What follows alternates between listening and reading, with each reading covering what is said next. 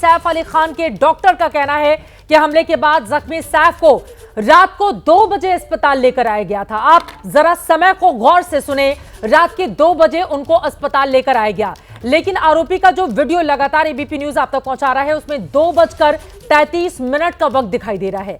सवाल यह है कि अगर 2 बजे सैफ अस्पताल पहुंच गए थे तो आरोपी 2:30 बजे तक उस इमारत में क्या कर रहा था और उसको पकड़ने की खोजबीन करने की कोई कोशिश क्यों नहीं की गई? अगर सीढ़ियों से उतर रहा था तो अगर इतने सारे मेल स्टाफ सैफ अली खान के भीतर घर में थे तो फिर उन्होंने उसको पकड़ने के लिए दौड़ क्यों नहीं लगाई? कई ऐसे सवाल हैं जिसका जवाब मिलना अभी बाकी है, लेकिन पहले डॉक्टर की ओर से क्या बयान दिया गया है सुनिए। Saif Ali Khan was admitted in the morning at 2 a.m. at Leelavati Hospital with alleged history of assault by some unknown person. Mr. Saif Ali Khan was admitted in the morning at 2 a.m. at Leelavati Hospital with alleged history of assault by some unknown person. जब भी बड़े hospital में इस तरह का कोई patient जाता है तो उस समय उसकी सिचुएशन, तमाम बातों पर गौर किया जाता है और बाकायदा उसको नोट डाउन किया जाता है। यहां पर डॉक्टर्स की ओर से जानकारी दी गई कि सैफ अली खान को जब अस्पताल लेकर आया गया था तो रात के 2 बज रहे थे। मृत्युंजय, सीधे आपके पास आते हुए, रात के 2 बजे सैफ अली खान को अस्पताल लेकर परिवार के लोग पहुंचते हैं और 2:33 का यानी कि आधे घंटे बाद का जो वीडियो फुटेज इस समय एबीपी न्यूज के पास है उसमें भागता हुआ आरोपी दिखाई दे रहा है।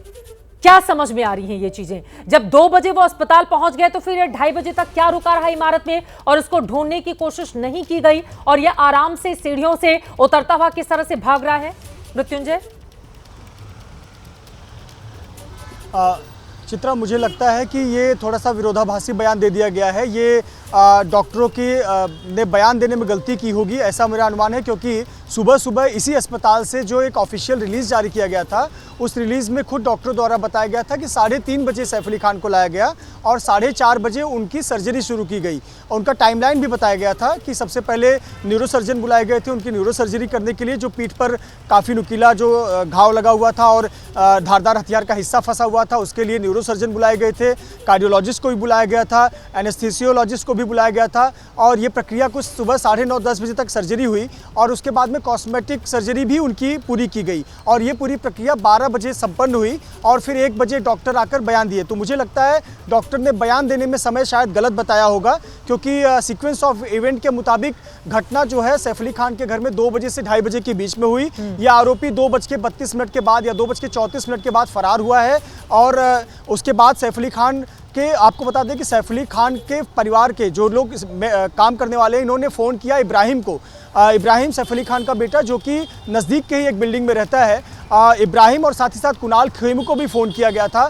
कुणाल खेमू भी, जहां सैफ अली खान 50 मीटर दूरी पर पुरानी बिल्डिंग में रहते थे, वहां कुणाल खेमू रहते हैं।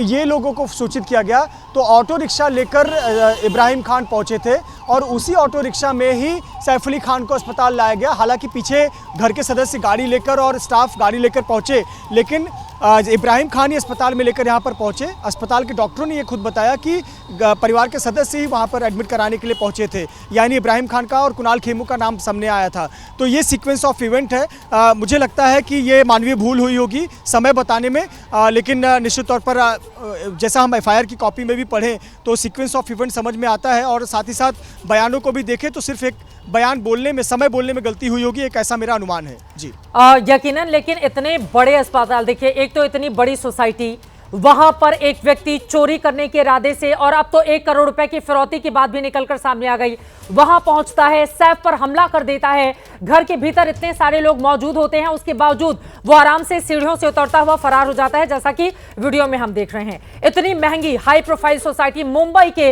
बिल्कुल पॉश इलाके में, उसके बाद वो सबसे बड़े अस्पताल में जाते हैं, वहां के डॉक्टर साहब निकलकर सामने आते हैं और वो इस तरह की गलती कैसे कर सकते हैं टाइम को बताने को लेकर?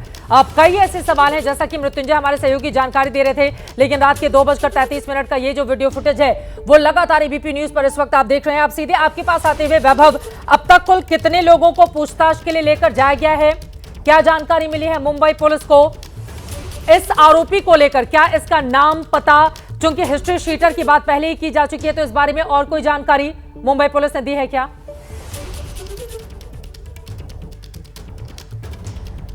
देखिए चित्रा, इसका जवाब मैं देता हूँ, लेकिन इसके पहले जो आपने सवाल पैदा किया है कि इतना वक्त वो शख्स वहाँ बिल्डिंग के नीचे क्यों आया, बिल्डिंग के पास वहाँ पे क्या कर रहा था और इतना होने तक वहाँ पे पकड़ा क्यों नहीं गया, इसको ही लेकर अब विपक्ष पार्टी है लगातार ये सवाल कर रही है कि इतनी देरी के बाद भी ये शख्स को पकड़ा क्यों नहीं गया।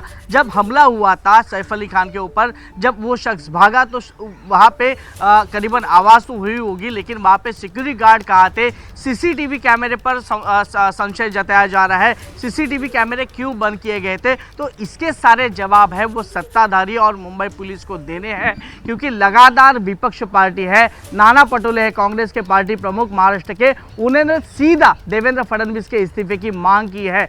जितेंद्र आव्हाड है एनसीपी के पार्टी के, उन्होंने तो सैफ अली खान के खान होने पर भी संशय जताया है और कहा कि ये पूरा हमला सैफ अली खान की हत्या का है।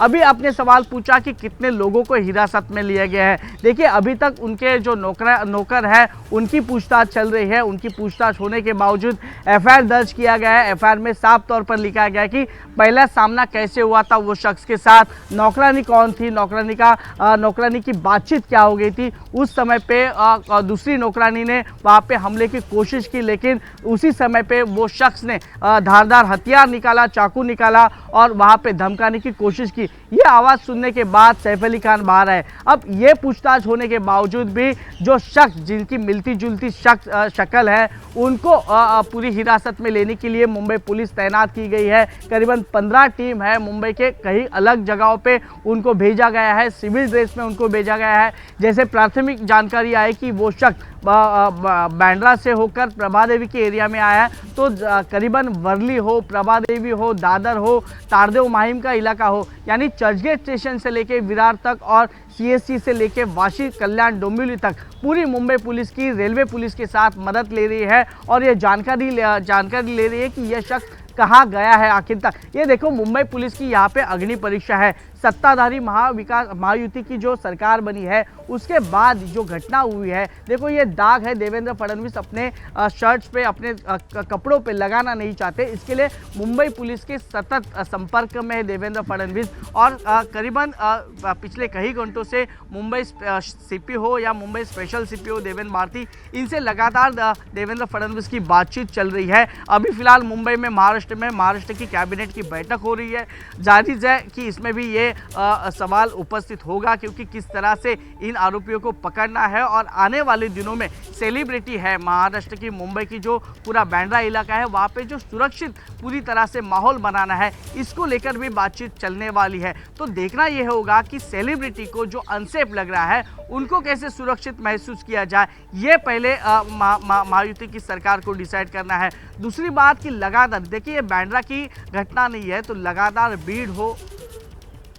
बीड़ की घटना हो, परभनी की घटना हो या फिर बाबा सिद्दीकी की हत्या का मामला हो, मुंबई में मारपीट की घटना हो, ऐसी कई सारी घटनाओं को लेकर महायुति सरकार पर लगातार विपक्ष आरोप लगा रहा है। इसलिए महायुति इस पर कोई दाग लगाना नहीं चाहती। तो 12 घंटे के अंदर इस आरोपी को मुंबई पुलिस देखिए राजनीति अपनी जगह, लेकिन लगातार जिस तरह से इसके पहले बाबा सिद्दीकी मामले में हमने देखा, फिर सलमान खान की जान को किस तरह से खतरा है और फिर लगातार उनको सुरक्षा मुहैया कराई जा रही है। वहां पर देखा उनके पिता से जब एबीपी न्यूज ने एक्सक्लूसिव बातचीत की थी तो उन्होंने अपने डर को देश के सामने रखा था। और अब सैफ अली खान के घर में घुसकर एक व्यक्ति आता है, बिल्कुल आम सा दिखने वाला 22 से 25 साल के बीच का एक व्यक्ति जो आराम से घर के भीतर दाखिल होता है, वहां पर हमले को अंजाम देता है और फिर सीढ़ियों से फरार होने में कामयाब होता है।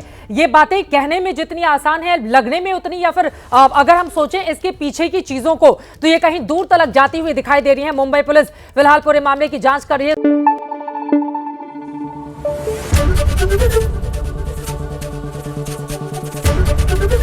एबीपी न्यूज आपको रखे आगे।